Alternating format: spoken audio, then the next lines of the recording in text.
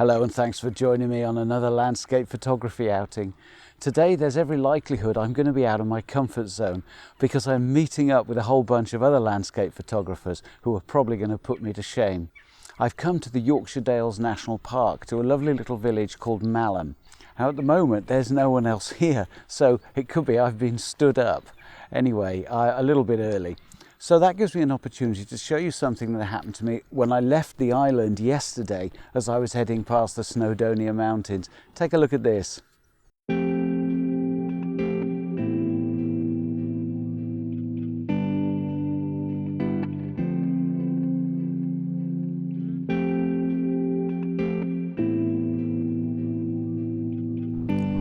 Now it's actually Friday afternoon and I'm just heading off the island. And as I crested the A55 hill at Goredale top, where you look down, you can see the whole of Snowdonia laid out in front of you. The lovely afternoon dappled sunlight on the mountain tops that have got a dusting of snow, and I'm going to drive right past those, forced me to stop and get an image of them. So let me show you what I'm up to with this very first image, because last week I didn't do so well on the photography front, and I thought, if tomorrow's meetup has terrible weather and there's nothing doing, at least I'll have one image to show the lengths that I go to and what I drove past on the way to somewhere else. So I've just popped on this 70 to 300mm Sigma lens that I have with me. It's a really old lens, only manual focus, but the quality of the optics is absolutely superb, which cost me about 80 quid second hand, and it's absolutely brilliant. So at the moment it's sitting in my camera bag as my long range lens. I've also got a 35mm prime lens with me, and then a Tokina 11 to 16 wide angle, and that's it. So it'll be interesting to see how I get on with those this weekend. So the settings for this image are really simple. I've got the lens set at 135mm, ISO 100, and I've dialed in an aperture of f7.1. So my metering is giving me a really simple 400th of a second. So even though there's a bit of a breeze, I'm not too worried about camera shake. Few exposures, I'm sure that one of them will work out just nice. The only downside is, even though it's quite a crisp January afternoon, there's a fair bit of haze between me and the mountain peaks, which, you know, in all fairness, they're 15 kilometers away, line of sight. So it remains to be seen how much detail I can pull out of it. But either way, I just wanted to demonstrate to my fellow photographers what I'm prepared to leave behind to spend a day with them.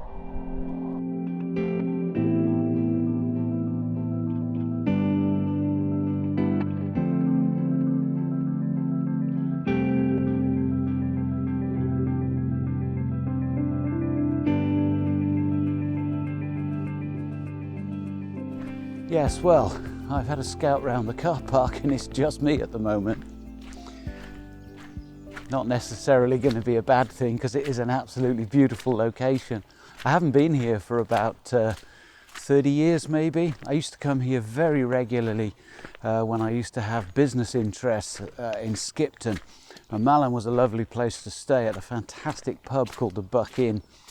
I'm hopeful we might pop in there a bit later on.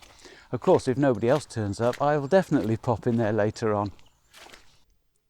So I just thought I'd jump back into the car to keep warm. It's 1 degree above freezing, but mercifully there's no wind, so hopefully it should be a pretty pleasant day. Quite a bit of lying snow on the ground, and it's the sort of countryside that I'm relatively used to with the photography that I do in Snowdonia. So what I'm going to do today, apart from chatting with the other guys, assuming they turn up, is I'm forced to approach my photography in the same way that people are forced to approach it when they come to visit my area. So I'm going to show you what I would do on a flat grey day with the sort of countryside that I've got available for landscape photography today. And I'm hopeful it'll still be a really interesting day out.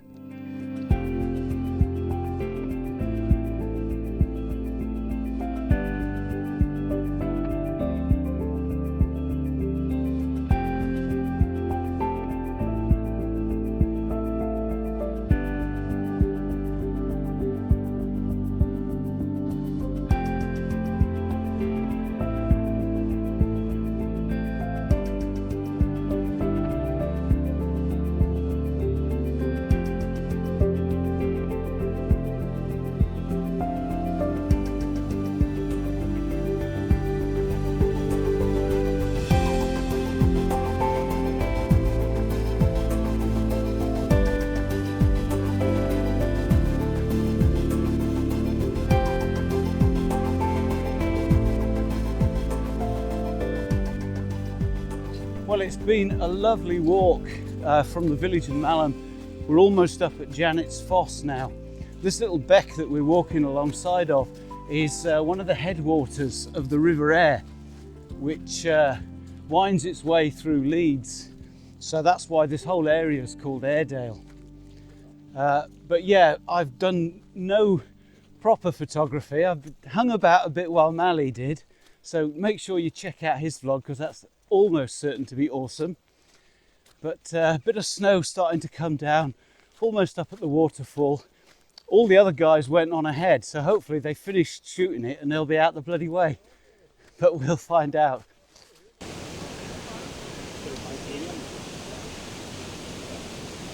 Yeah, I thought we'd lost you. There's too many compositions. Well, I was snapping away coming up until when you got here. I thought, I've got here. Yeah. It's a lovely place. Yeah, it's just. So after a couple of hours dawdling along the footpaths, we're finally up at Janet's Foss and we caught up with the other guys. There's about 20 in our group and there must be at least another 30 or 40 random walkers and photographers all jostling for position. So I don't have the luxury of looking for anything like a decent composition because I'm stuck with the only position I can get. And of course, I'm the only photographer that's actually got two cameras set up at the same time, so I'm taking up more space than anybody else. Now, you won't have seen me shoot a waterfall before in any of my previous vlogs, so this is going to be a bit of a first. So let's overlook the fact that the composition's a bit rubbish and let's just talk about the technicalities. Now, the first thing for me in terms of the technicalities of this shot is I'm not a big fan of moving water that's been completely smoothed out. So I know that I'm going to need to keep my shutter speed up somewhere around 1/5 of a second to about 1/8 of a second. That'll give me some movement. It won't completely freeze it, but at the same time, if I was up at around, say, 1 second or 1.5 seconds, then it would be completely smoothed out. And that's really not what I'm looking for. So in order to achieve that shutter speed, I'm having to control it a little bit by using my f-stop. That means having a wider aperture than I normally would. I would normally shoot at somewhere like f11, and that would give me a shutter speed of about 1 second. So in order to get my shutter speed down a little bit, I've brought my f-stop down to f4. That's great, that gives me about 1/5 of a second, perfect. And with a grad filter to take the highlights off the top, the exposure's looking good. The problem that leaves me with is this. My depth of field isn't enough. I'm not able to get a fully sharp image from the front of the pool with these nice rocks in the foreground right back to the waterfall. So the workaround for that is a focus stack. Now I only need 2 images to focus stack on this because with a wide angle lens like this, the depth of field is really good on this little crop sensor camera. So with my depth of field problem overcome, my shutter speed problem overcome, the fact that I'm limited in my composition, actually I'm quite happy with this image. It's not too bad at all. I love the detail in the rocks in the foreground. I love the detail in the rock on the side of the waterfall. The colour of the pool is absolutely stunning and I'm really going to be looking to bring that out in post. With all of that, I think it could be quite a decent image.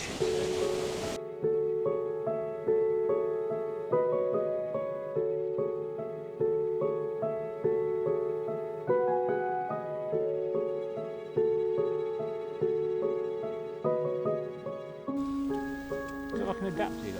Yeah, just a little cheap Amazon knockoff jobby. So Tim, tell me about your inspiration and motivation for landscape photography. Not a lot today. That'll do. Yeah. So I headed away from the waterfall because it was like Piccadilly Circus, and as you know, I like a bit of peace and quiet. But what I spotted as I was heading up towards Goredale Scar is a really nice little composition of some dry stone wall with a lovely gate in it, and right through that gate there's the silhouette of an old gnarly tree just sitting under a crag that's hanging out of the overcast sky. So it's obviously portrait orientation and really simple exposure, no need for any filters at all. To be honest, photography with a long lens on a day like this is dead easy, but you can still get some good shots. And I'm not worried about the haze in the shot, and I'm not going to be using dehaze or anything in post because the haze is the whole point of the shot. So really simple settings, ISO 100, f8 for the sweet spot of the lens, 60th of a second.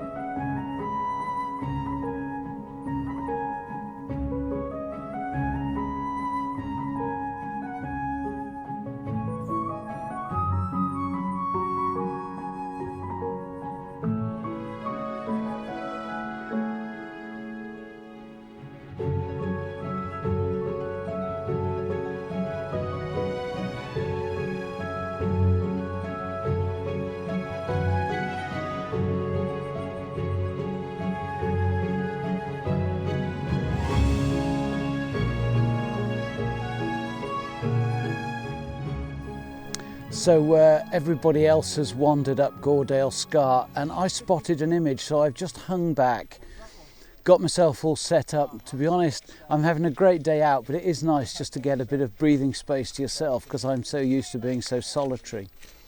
What I've done with this image, these couple of trees here that are sitting right at the bottom of this lovely slope, and it appears out of the mists. So the composition I've got has those down in the right hand side of the image with the leading lines converging down towards the base of the trees. Now the light is really playing ball today, there's absolutely no problem with it at all, and I'm really liking the misty atmosphere of the place. It's just perfect for this sort of photography. The snow on the ground gives you a little bit of interest as well, and the settings are really simple. f8, 20th of a second at ISO 100. And I'm also using my 35mm prime lens for this one.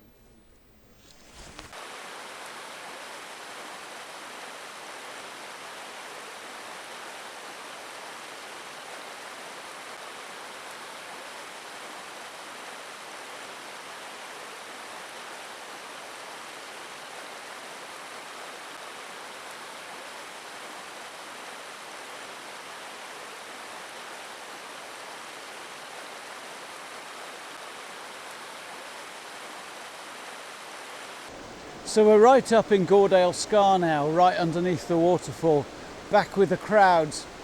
I've actually spent a bit of time looking for a composition, but to be honest, the problem I've got, everything that looks promising has got a load of other photographers in it. And I'm actually preferring the trees in the mist down further down the valley, where you've got this really wide flat valley bottom and the stream meanders through it.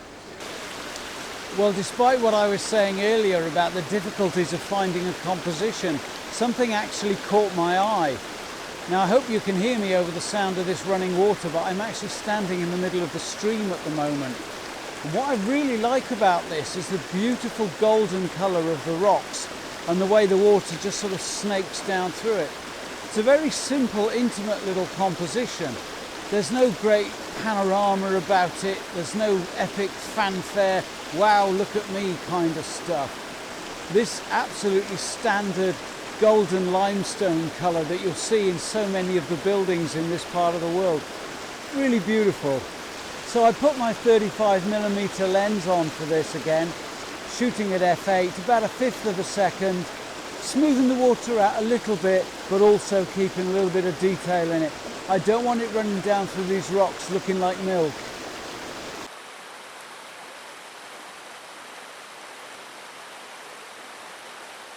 Right, it was a lovely walk back along the lane from Goredale Scar back to Malham village, walking and chatting with Joe Seeger and Tim Day.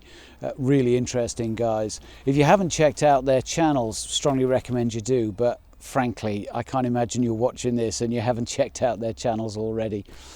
Big thanks to Mally Davis, what a man, organising a cracking day out. Thank you, Mally, really appreciate it. Again, if you haven't checked Mally out, please do so, you will not be disappointed. So back at the car park, it's going to take me probably about 4 hours to get back to Anglesey, and well worth it. Really enjoyed it. As you know, I'm a bit spoilt for choice in terms of scenery where I live, but this part of the world, it certainly matches up to it, so not remotely disappointing. And hopefully I've got 1 or 2 decent shots, but I think I'll leave it there for this one. Thank you ever so much for tuning in, really appreciate it. Don't forget, any questions, comments, leave them below, and if I can, I'll answer them in my next Ask Me Anything. Thanks ever so much, and if you haven't done it yet, why not subscribe now and join me next time. Cheers.